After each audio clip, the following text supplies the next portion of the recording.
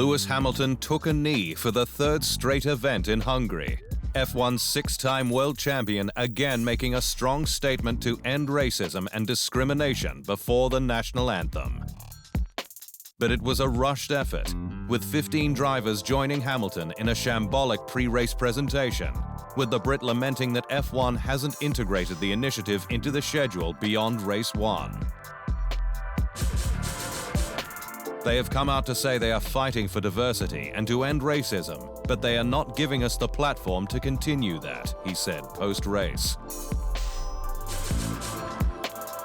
And the drivers are also allegedly divided on continuing to take a knee, with Hamilton revealing it wasn't brought up in the Friday drivers' briefing, and that GPDA chairman Romain Grosjean saw the move as a one-time gesture. Hamilton is expected to again speak with F1 on the matter. Mercedes' dominance in Hungary, where reigning world champion Lewis Hamilton took his 90th pole position and 86th win, proved that the squad has solved the gearbox sensor issue that forced it off the curbs at race 1 in Austria. Hungary is a track that requires drivers to attack, especially over the curbs, like the turn 6 and 7 chicane, a layout that would have revealed the issue had Mercedes not brought a new wiring loom to Styria. We did a lot of work back at the factory. We had a new installation of that gearbox loom, and that was the component that was really causing us the grief the week before. And it seemed that we managed to make that go away. So we're going to keep an eye on it, just check that we've got the reliability that we need as we accumulate miles on those parts. Red Bull limited damage from its difficult weekend in Hungary, with Top Gun Max Verstappen finishing second, and the squad unable to detect an aerodynamic anomaly on its nervous, unpredictable RB16 that forced it to break curfew on Friday and held it back in qualifying.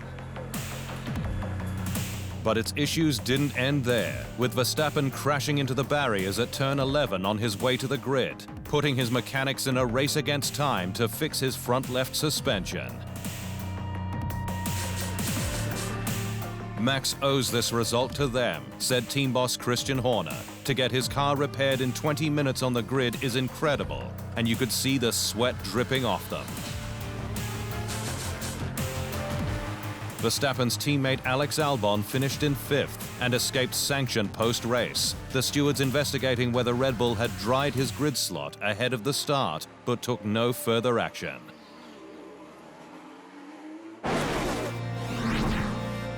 Four-time F1 world champion Sebastian Vettel remains tight-lipped on whether he will drive for Racing Point, soon to be Aston Martin next year, despite rumors a contract is on the table.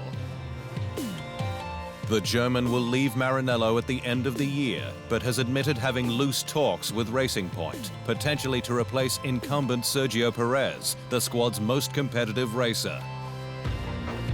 Despite the Mexican contracted through to the end of 2022, the move allegedly made possible via an exit clause on the team's side, related to sponsorship, that must be activated before the end of July.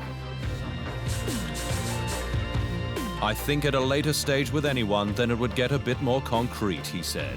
But at this stage, the truth is that there is nothing to announce and nothing more concrete than just loose talks.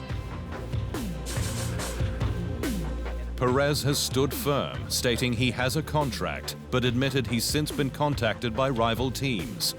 The Mexican's 2021 alternatives include Alfa Romeo and Haas, though fan support for him to stay at Racing Point has been strong, with hashtag #KeepCheco trending on both Twitter and Instagram, imploring the team to retain him. Former F1 driver Alex Zanardi is progressively being brought out of the medically induced coma he's been in since June 19, following his horrific road accident in Italian handbike relay race Obiettivo Tricolore. The four-time Paralympic gold medalist remains in intensive care at Siena's Santa Maria All'Ascote Hospital, where his cardiorespiratory and metabolic parameters continue to be stable, with the neurological picture serious and prognosis confidential. A clearer picture of the 53-year-old's progress will emerge in the coming days, with another update expected this week. The progressive reduction of pseudo-analgesia has been started in these days. Following the reduction of sedation, it will take a few days for further evaluations of the patient by the multidisciplinary team that takes care of the athlete, to allow any continuation of his therapeutic and rehabilitative path.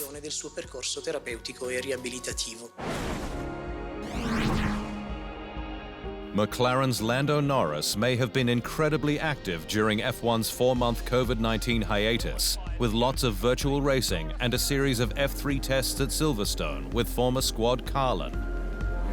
But back and chest pain suffered at the Styrian Grand Prix, enough for Norris to limit running during practice and take painkillers, has since been diagnosed as bruising from the opening round. The 20-year-old returned to the UK between the two Red Bull Ring races, staying in his bubble to see specialists, with scans revealing the battering he took as a result of the car's violent forces. It's not something that's going to heal completely overnight, but I'm much better than what I was last weekend, said Norris. McLaren's Norris has been a star of the opening rounds, with a maiden podium in Austria and storming drive to 5th in Styria, where he passed both racing points on the final lap. He was 13th in Budapest. Mercedes' Lewis Hamilton says F1 should get more creative with double headers held at the same track, suggesting that the plan for different tyre compounds for Silverstone's pair ahead will fall flat.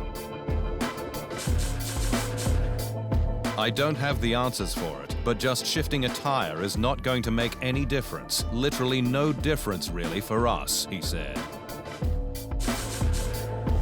Silverstone's opening race, the British Grand Prix, will see the grid on one-step harder tyres, including the C1, Pirelli's hardest compound, before it moves back for the 70th anniversary race a week later. Hamilton said it was a question of format, a direction that Bahrain has championed, with the Middle Eastern desert circuit likely to have races on two different layouts. Its Grand Prix circuit and the oval-style outer track that has been used for Rolls-Royce events. Bahrain's shorter 3.664-kilometer outer circuit layout utilizes the opening part of the lap, but peels off at turn 4 for a series of high-speed sweepers before reconnecting with the F1 track at turn 13.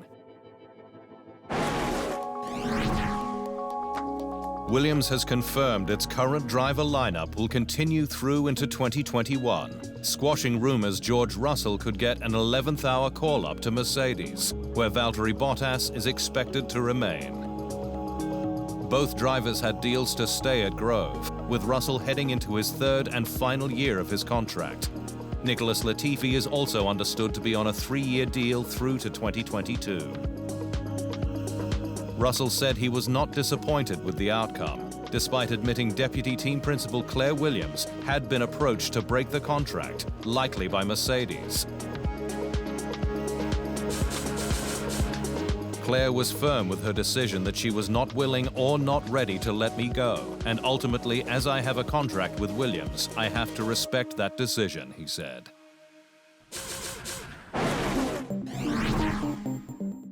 The clock is ticking at Ferrari, with the Scuderia flat out on improvements not only to its slow SF1000, but to the engine it will use in 2021, with the window for performance enhancements to this year's edition now closed.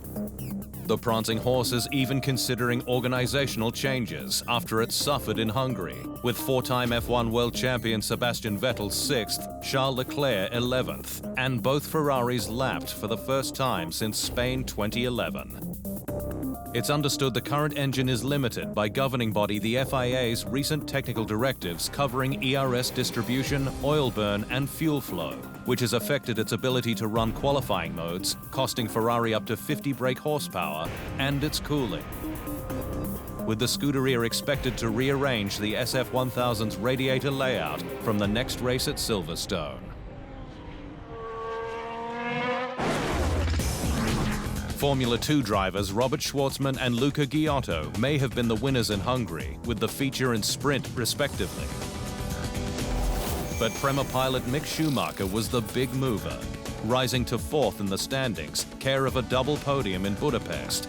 The German becoming the first driver this year to be on both podiums at a single round.